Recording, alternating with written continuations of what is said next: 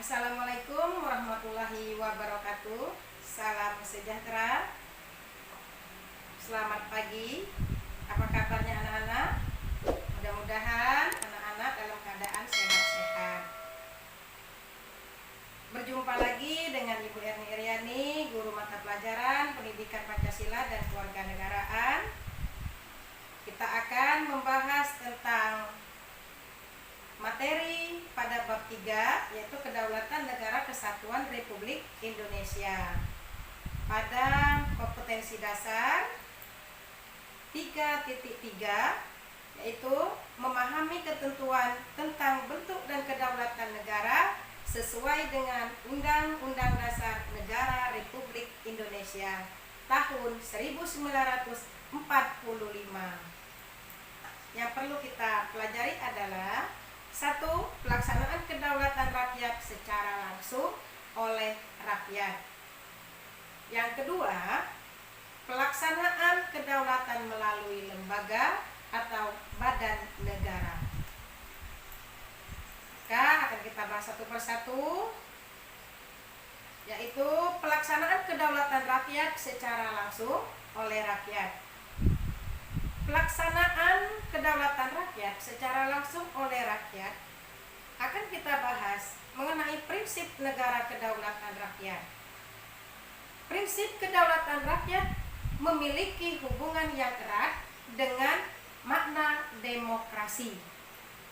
Demokrasi berasal dari kata demos dan kratein atau demos dan kratos. Demos berarti rakyat, sedangkan kratein atau kratos berarti pemerintah. Arti, kalau kita artikan secara keseluruhan, demos dan kratos memiliki pengertian pemerintahan rakyat. Secara harfiah, demokrasi memiliki pengertian pemerintah rakyat.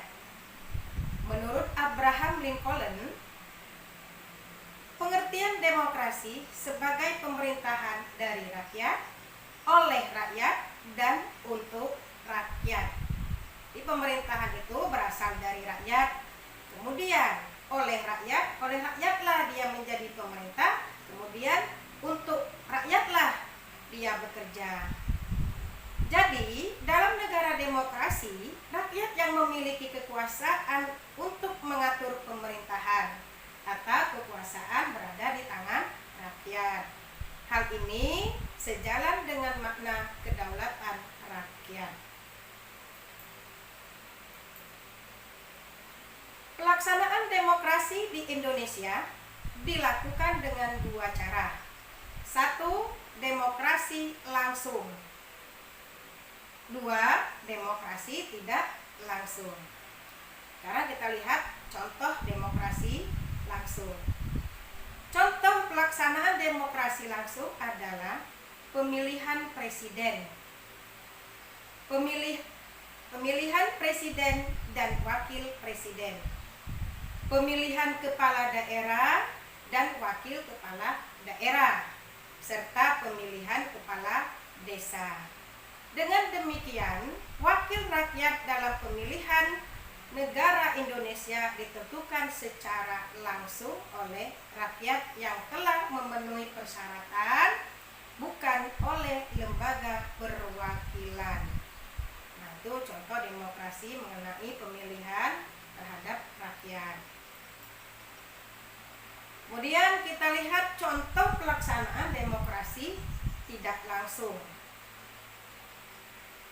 Contoh pelaksanaan demokrasi tidak langsung adalah adanya lembaga perwakilan rakyat yang bertugas menyampaikan aspirasi rakyat dan amanah rakyat dalam pemerintahan. Pelaksanaan kedaulatan rakyat secara langsung diwujudkan melalui mekanisme pemilihan umum atau pemilu yang diadakan setiap 5 tahun sekali. Selama ini kita mengenal pemilu dan pilkada atau pemilihan kepala daerah. Pemilu dilaksanakan untuk memilih anggota Dewan Perwakilan Rakyat atau DPR, Dewan Perwakilan Daerah atau DPD, Presiden dan Wakil Presiden atau biasa disebut dengan Pilpres, dan Dewan Perwakilan Rakyat Daerah atau kita singkat dengan DPRD. Nah, DPRD ini ada di daerah tingkat 1 dan di daerah tingkat 2 atau daerah provinsi dan daerah kabupaten. Adapun pilkada dilaksanakan untuk memilih pasangan gubernur dan wakil gubernur atau kepala daerah provinsi, pasangan bupati dan wakil bupati atau dikenal dengan kepala daerah kabupaten, dan pasangan wali kota dan wakil wali kota atau kepala daerah kota. Penyelenggaraan pemilu diserahkan kepada Komisi Pemilihan Umum. Nah, itu dikenal dengan sebutan KPU, dan Komisi Pemilihan Umum Daerah atau KPUD. Melalui pemilu, rakyat yang sudah memenuhi syarat langsung menggunakan hak-haknya untuk menentukan wakil-wakil yang duduk di lembaga legislatif dan eksekutif. Selanjutnya, para wakil rakyat yang terpilih inilah yang akan diserahi amanat untuk melaksanakan kedaulatan rakyat. Tugas dan fungsi para wakil rakyat yang duduk di dalam lembaga negara diatur lebih lanjut di dalam Undang-Undang Dasar Negara Republik Indonesia tahun 1945 dan peraturan perundang-undangan lainnya. Anak-anak, kita cukupkan sampai di sini dulu pertemuan kali ini. Untuk kelanjutan materinya, silakan anak-anak tonton videonya, pembahasan mengenai pelaksanaan kedaulatan melalui lembaga atau badan negara. Assalamualaikum warahmatullahi wabarakatuh.